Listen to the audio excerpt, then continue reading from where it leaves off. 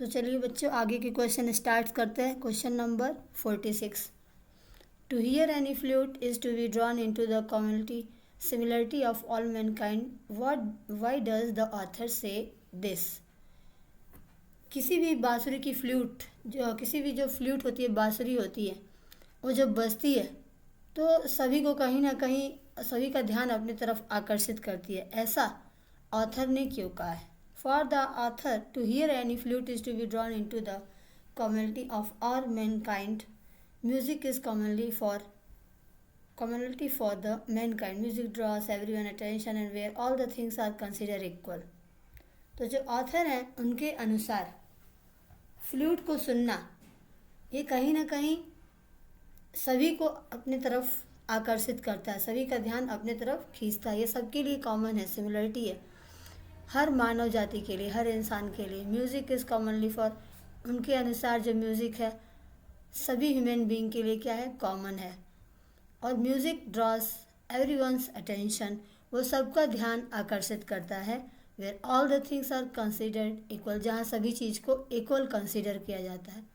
The one who knows the and understand music is very much sure about the way it brings all together.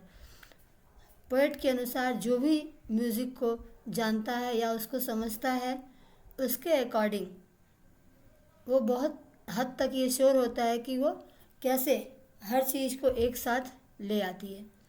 It does not matter how डिज music produced, but every instrument has the same way of commonality. Means ये matter नहीं करता कि music produce कैसे होता है, ठीक है, क्योंकि जो कहीं ना कहीं हर इंस्ट्रूमेंट है उसमें कुछ ना कुछ क्या है? कॉमन बताया गया है यहाँ पे।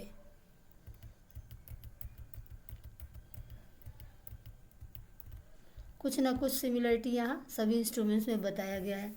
The author consider flute music to be the most universal and most particular of all music. जो ऑथर है वो यहाँ पे कंसिडर करते हैं कि जो फ्लूट म्यूज़िक है वो बहुत ही मोस्ट यूनिवर्सल मीन्स कॉमन है और पर्टिकुलर है सभी म्यूज़िक में। There is no culture that does not have its flute.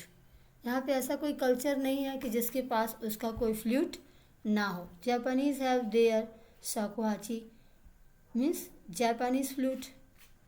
The Indians have their bansuri, the South Americans have the ग्रीथी फ्लूट, एरिटोन वाली flute, and the Chinese have high pitched flute. Author के according जो flute है सभी के अपने अपने तरीके से अपने अपने तरह के फ्लूट हैं। फॉर एग्ज़ाम्पल जैसे जापानी लोग के पास शकुहाची फ्लूट है, और इंडियंस के पास बांसुरी है, और अमेरिकन के पास जो होता है वो ब्रीथी फ्लूट होता है एरिटोन जैसा, और चाइनीज़ के पास हाई पिच वाले फ्लूट होते हैं। इसी प्रकार सभी के पास अपने अपने टाइप्स के फ्लूट हुआ करते हैं। Each kind of flute has a specific difference. अब ऑथर क्या कहता है यहाँ पे कि ईच काइंड ऑफ फ्लूट, हर एक प्रकार की जो फ्लूट होती है, बांसुरी होती है, उसका कुछ ना कुछ उनका अपना स्पेसिफिक डिफरेंस होता है, कुछ खास अंतर होता है, इसमें विशेष अंतर होता है। In spite of their differences every flute produce music with the help of the human breath. उनकी डिफरेंसेस होने के बावजूद भी क्या होता है? हर फ्लूट जो होता है प्रोड्यूस करता है म्यूजिक को with the help of human breath. जो हर फ्लूट होता है, हर बांसुरी होता है, वो म्यूजिक किसके हेल्प से प्रोड्यूस करता है? तो ह्यूमन के ब्रीथ से, इंसान की सांसों से। जो सांस वो लेते हैं अपने अंदर या जो एयर वो लेते हैं उससे। Similarly in spite of differences in caste, culture, religion and region, all human beings are the same. जिस प्रकार जैसे कास्ट को विदाउट कास्ट डिफरेंसेस, कल्चर के डिफरेंस के बिना, विदाउट रिलीजन के डिफरेंस के, रीजन के, हर ह्यूमन बींग्स क्या है? हर इंसान सेम है, with the same living breath running through all of them. और सबके अंदर सेम ब्रीथ ही उनके अंदर दौड़ रही है, सेम सांसें ही सभी के अंदर दौड़ रही हैं एक जैसी।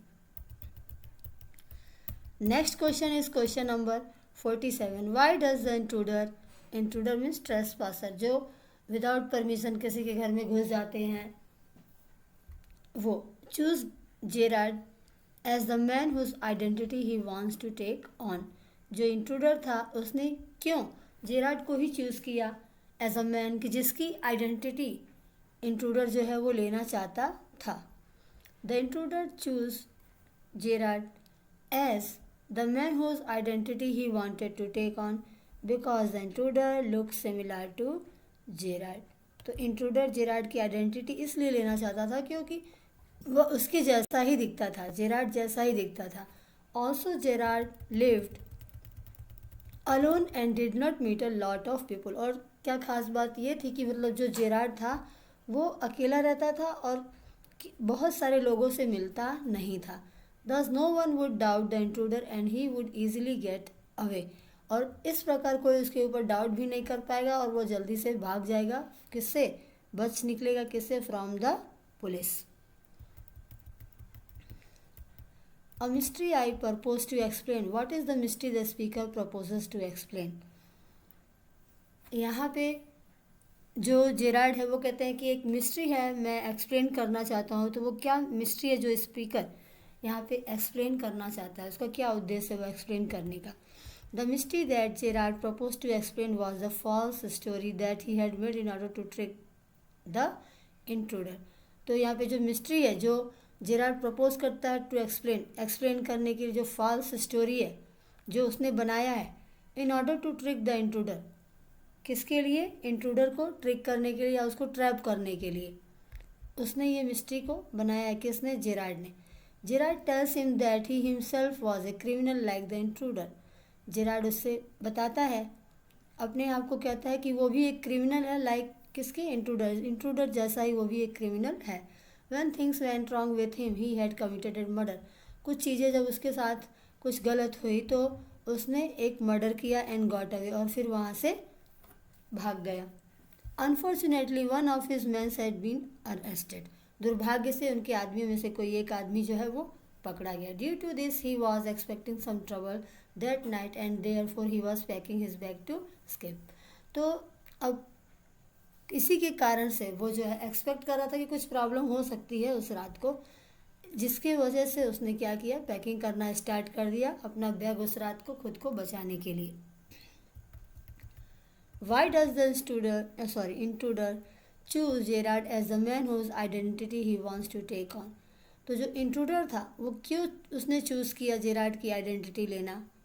क्यों उसकी आइडेंटिटी लेना चाहता था? He thinks Gerard's life style is ideal for him. उसने सोचा कि तो जो जेराड की लाइफ स्टाइल है वो उसके लिए क्या है? आइडियल है। To escape the law without drawing attention. Law से भाग जाना, कानून से भाग जाने के लिए बिना किसी का ध्यान आकर्षित करते हुए। This is your big surprise. What has this been said in the play? What is the surprise? तो यहाँ पे जो लाइन दी गई है उसके बारे में एक क्वेश्चन है कि where has this been said in the play. ऐसा कहाँ प्ले में कहा गया है, और व्हाट इज़ द सरप्राइज, और वो सरप्राइज क्या है? तो पहला, the given line was spoken twice in the play. जो लाइन दिया गया है ये प्ले में 2 बार कहा गया है। First, it was spoken by intruder. पहला इस जो ये बोला गया वो किसके द्वारा बोला गया? इंट्रूडर के द्वारा। When he reveal to Gerard, जब वो जेराड से रिवील करने वाला था, उसको सच्चाई बताने वाला था कि why he was there and what he was going to do with him, कि वो वहाँ पे क्यों है और वो उसके साथ जेराड के साथ क्या करने वाला है। On the second occasion it was spoken by Gerrard. और दूसरा मौका तब था जब ये जेराड के द्वारा बोला गया। When he was about to reveal his false story to the intruder, जब वो अपनी फॉल्स स्टोरी की सच्चाई के बारे में इंट्रूडर को बताना चाहता था। Next, when the intruder said this line the surprise was that he was going to kill Gerard. जब इंट्रूडर ने ये लाइन कहा तो सरप्राइज ये था कि वो जेराड को किल करने वाला था and take on his identity, और उसको मार के वो उसकी आइडेंटिटी ले लेना चाहता था। When Gerrard said this line, जब जेराड ने ये लाइन कहा, द सरप्राइज वॉज दैट, तब ये सरप्राइज था कि he too was a criminal like the intruder, कि वो भी एक क्रिमिनल था इंट्रूडर के जैसा। तो आज के लिए इतना ही। आई होप कि आप सभी पढ़ रहे हैं, और thanks for watching and learning with me. Please like share and subscribe. Okay, मिलते हैं नेक्स्ट वीडियो में। आज के लिए इतना ही। Bye bye, take care.